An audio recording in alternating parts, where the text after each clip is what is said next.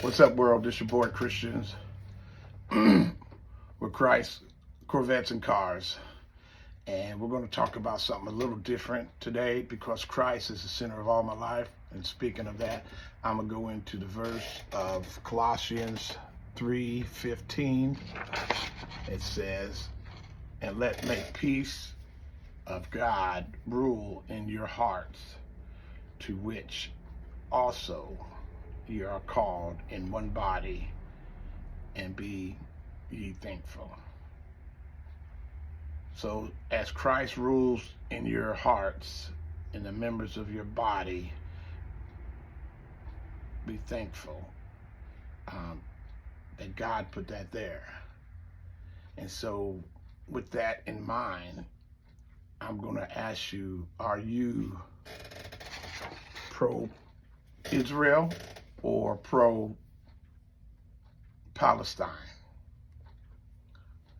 And that's going to be a tough one, but we need to talk about it. We need to know a little bit about the problem. And the problem started about, 100 years ago or so, where the Palestine people ruled that whole area. There were millions and millions of them, and there was only a few Jewish people there. Not until after 1947, when Hitler had killed a lot of the Jews, the United Nations got together and decided to put the majority of the people over there so they could rule over it, so that won't happen again. So that was ruled by the United Nations. Well, there were already Palestine people that were already there. So guess what happened to them? They got moved down, okay? You're starting to see a picture. I'm getting pushed out of my own land. And now the Israel people are citizens and they control that area. And every time there's a conflict or anything goes on, seems like the Israel people get more land. And the Palestine people get pushed out further back. And not only that, Israel controls everything from the power to the water to all the supplies coming in and out for the Palestine people. Now, if your water was getting cut off, and that's why they said the tunnels were built. The tunnels were built so people could crawl underneath to go over to the different areas and get supplies and stuff that they didn't give them. And this has been happening for hundreds of years.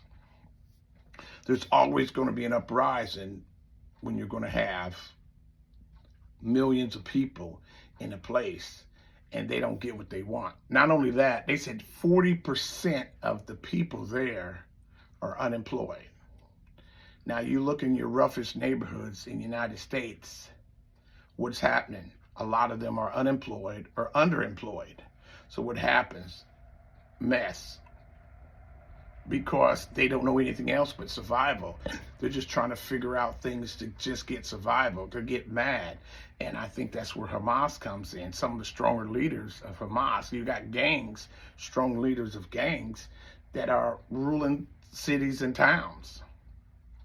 Why? Because you got a mess. You got someone to take control of that mess. So it's a lot going on, but you got millions and millions of Palestine people that were there from the beginning. Now you're going to move millions of people over from where they were to where they are now. And then, of course, the second generation of most of the other Jewish people are here in the United States. But the thing is, the people that are there, the Palestine people, don't have rule over their own land. And you said you've given it to them, but you won't let them have supplies unless you allowed it to come in. You won't let them to have businesses for, to supply their own electricity, to supply their own everything. They don't have it. So it's a mess. And I want you to think about something. I want you to think about these United States. And I want to put you the narrative. And what's the narrative? Who's disseminating the narrative or who's giving out the information on the news and everything. Not until with these cell phones that we can get out and other people are making their own platform and other news is coming out. Some of it's real, some of it's not. But even like here in the United States, with all these killings of black people, a lot of us didn't know about it. It didn't even make the news until these cell phones came out. Hundreds and thousands of black people have been killed by police officers, some and a lot of them for no reason at all. So let's think about it. I just want you to look at the narrative. Okay, who discovered America? Of course, the history books would say Christopher Columbus. Well, how could Christopher Columbus discover America and the native people were already here? The Indian people were here. Does that make any sense? Okay, what happened when the American people came over? They took over the land. And guess what? They made their own rules. And guess what? They kicked the Indians to the sides. Some tried to make them slaves. A lot of them didn't put up with it and they killed them. They almost completely annihilated the indigenous people, the Indian peoples that were here. They owned all of it, and now they own parts of community and a lot of it, they don't own anything. You know, they're just like me and you, just work here. You know, you go to Pembroke, North Carolina, you go to a lot of places where there's a lot of Lumbee tribe and stuff like that. They're just going to work like me and you. But they owned all the land at one time. You go up into the mountains and all the different places where they used to roam all this stuff, and I'm trying to think where the president's heads are, but you guys know where the president's heads are. And millions of people come to see the mountain, Mount Rushmore, but the Indian people don't get none of the profits for it. And they were there, they're still there. And they don't get none of the profits for it. So I'm just saying, put it together. I'm not saying everything is Israel is bad and everything that's the Palestinians are good, because the Hamas people should have never went over and killed them. But when you get frustrated, you're going to do something. And what people are not telling you too, they're letting some of the hostages go. But what are they getting in exchange? You don't hear this on most news. They're getting some of their Palestine people back that were held captive. There was a woman that came out a hostage, and she said, she was one of the freedom fighters. She said, we need to be free. You can't be free in your own land if you don't control nothing. You get walls up. Not only that, I've heard that, and I'm pretty sure a lot of it's true, that a lot of Palestine people have been getting killed, just shot and killed by the army, and there's no remorse. There's no trial. There's no anything. They just put out, like they did today, 2 boys got killed. They said, oh, they were throwing hand grenades at them. One kid was 5 and the other one was 12 or 13. That wasn't happening. They showed pictures. They didn't have no proof they had anything like that. If anything, they might have had a rock, but a rock against a gun, and you know these are young people, and I know they fight early, but the thing is, you got to know what is what. You just can't kill people. And they said they've been doing it for years. They've been shooting our people just walking by, and there's no recourse for it. There's no trials, there's no arrest, there's no nothing. Similar like some of the police. People been getting killed, and they're just writing a story up. Well, they had drugs, or they had a gun, or something. Not until lately, the trials have been against the police officers. I'm just saying, think about it. There were indigenous people here that roam this land. And now there are indigenous people here. They don't own hardly nothing. You've got the Palestine people that were there from the beginning, millions and millions of them. And then by the United Nations ruled that they could have that land. I'm sure they didn't the Palestine people didn't get any money for it.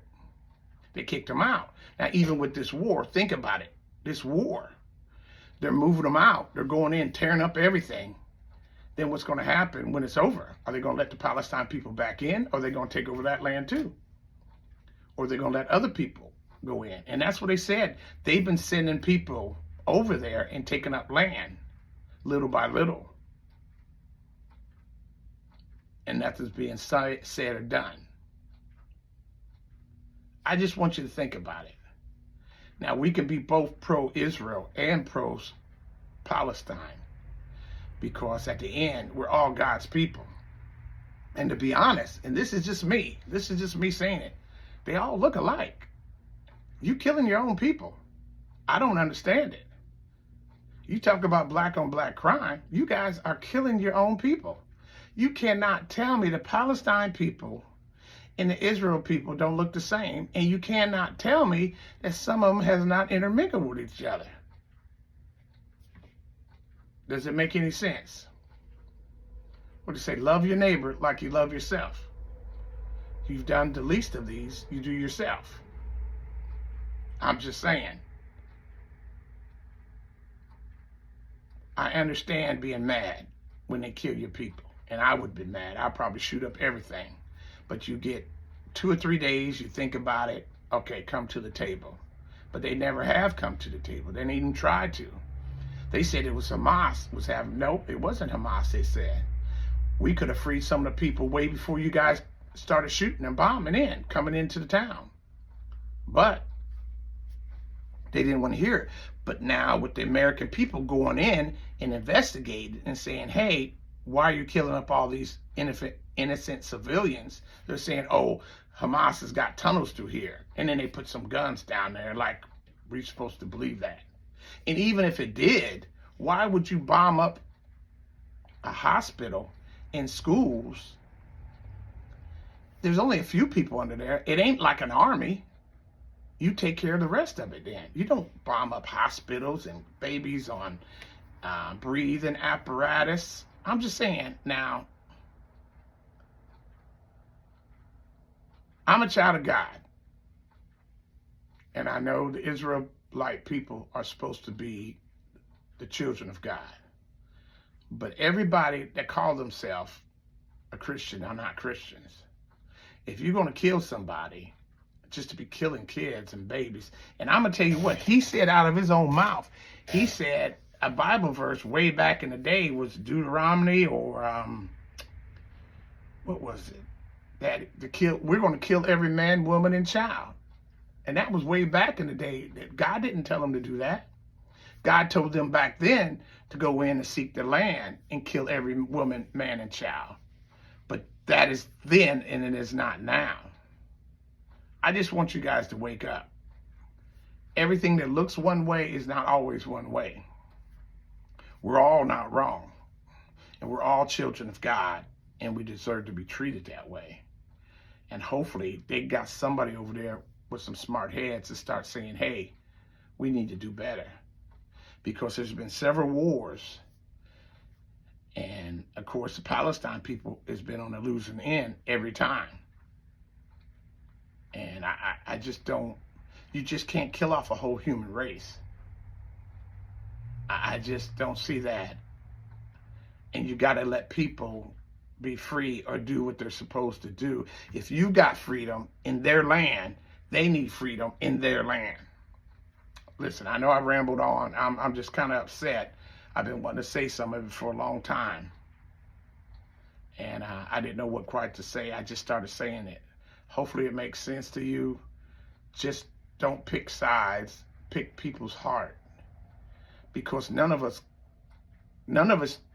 can pick who we're born with. We're born with whoever our parents brought us here in this world. And we're in the situation that we are because of our parents. We have to live and do the best we can. Judge each other by character. Let people live that's supposed to live. Never kill children, women, people that are innocent civilians. This is silly. Keep the voices up, young people. Let them know that what they're doing is wrong. And hopefully they get somebody in there, not Netanyahu or whatever his name is, He needs to either be replaced or somebody with some smarter heads come in there and make some better things happen. It's your boy Christian. I know I rambled on, and maybe some of it don't make sense, but I tell you what, peace throughout the land, and thou shalt not kill. That's for one thing, especially innocent people. You know, that's all I gotta say. Peace. Deuces, I'm out.